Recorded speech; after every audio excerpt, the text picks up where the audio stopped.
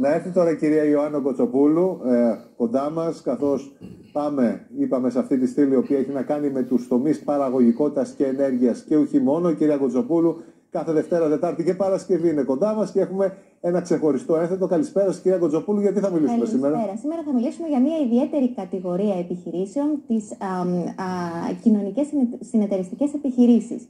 Είναι ιδιαίτερη αυτή η κατηγορία γιατί ναι μεν έχει το στοιχείο του επιχειρήν, όμως το βασικό της εργαλείο είναι ομάδες ανθρώπων από ιδιαίτερες κατηγορίες. Θα εξηγήσουμε τι ακριβώς εννοούμε και στόχος τους είναι να δουλέψουν πάνω σε αυτές.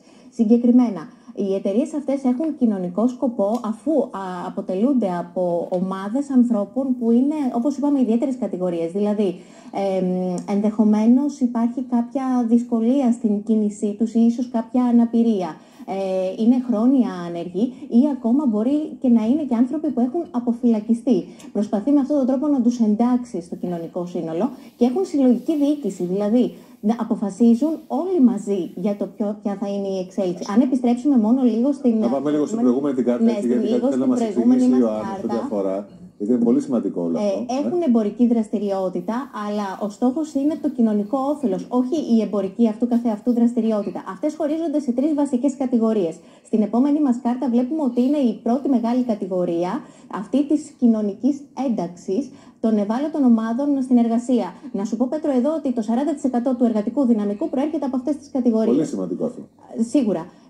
Της κοινωνικής φροντίδας, δηλαδή, ναι, μεν είναι ιδιαίτερες οι ομάδες που συμμετέχουν, φροντίζουν όμως και σε θέματα υγείας και πρόνοιας, καθώς επίσης και συλλογικούς σκοπούς στο να προσφέρουν στο περιβάλλον, στον πολιτισμό, ακόμα και στην τοπική ανάπτυξη. Ακόμα πιο ενδιαφέρον δείχνει το πώς διανέμουν την κερδοφορία τους. Στην επόμενη κάρτα θα δούμε ότι κανένα κέρδος δεν πηγαίνει στους ιδρυτές ή στα μέλη, εκτός αν είναι εργαζόμενοι που ούτως ή άλλως αμείβονται. Ναι. 5% υπάρχει υποχρεωτικό αποθεματικό, δηλαδή τους υποχρεώνει να συγκρατούν το 5% ως αποθεματικό, και το πιο σημαντικό είναι ότι το 35% μπορεί να το διανέμει στους εργαζόμενους ως μπόνους.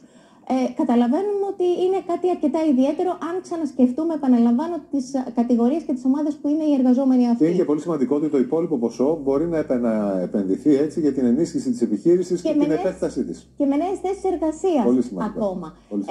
Καταλαβαίνουμε λοιπόν ότι αυτή η κατηγορία των επιχειρήσεων είναι πάρα πολύ σημαντική και έχει σημαντικό κοινωνικό όφελος, όπως θα δούμε και στην επόμενή μας κάρτα. Πάμε να τη δούμε την επόμενη. Σίγουρα καταπολέμηση της ενέργειας, γιατί καταλαβαίνουμε άνεργοι κυρίως προέρχονται, χωρίς να είναι απαραίτητο αυτό, από αυτές τις κατηγορίες και του κοινωνικού αποκλεισμού που δημιουργούν κάποιες ιδιαιτερότητες. Αναπτύσσεται ασφαλώς η τοπική κοινωνία και η οικονομία και η συλλογική δράση, καθώς επίσης και οι δημοκρατικές λειτουργίες, μιας και αποφασίζουν όλοι μαζί. Και να πούμε ότι είναι νέες εταιρείες, γιατί έχουν θεσμοθετηθεί από το 2011.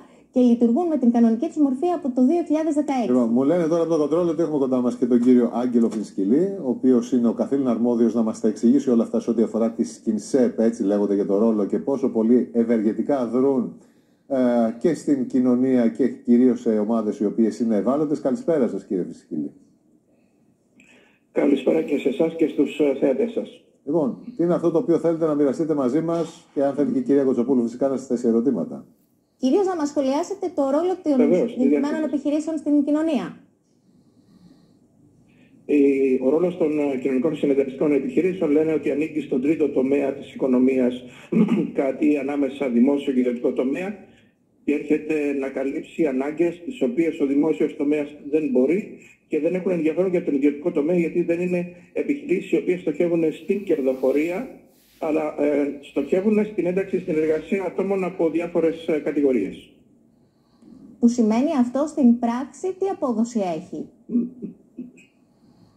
Ενώ θέλω να... Κοιτάξτε, ανάλογα τι απόδοση... Ναι. Ναι, κύριε Φινσκυλή. Μας ακούτε? Σας ακούω, πείτε μου το ερώτημά σας. Ναι. Εννοώ, τι απόδοση έχει? Είπατε ότι είναι κάτι ενδιάμεσο στο δημόσιο και στις ιδιωτικές επιχειρήσεις. Δηλαδή, πώς συνδέει αυτές τις δύο άκρες?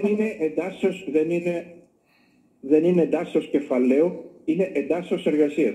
Δεν επενδύει κάποιος τα χρήματά του για να έχει απόδοση σαν να τα έβαζε στην τράπεζα ή να έπαιρνε μετοχές μιας άλλης εταιρείας. Είναι η συνένωση δυνάμεων για την επίτευξη κοινού στόχου και, όπως λέω εγώ, μόνος πηγαίνεις γρήγορα, πολλοί μαζί πάνε μακρύ.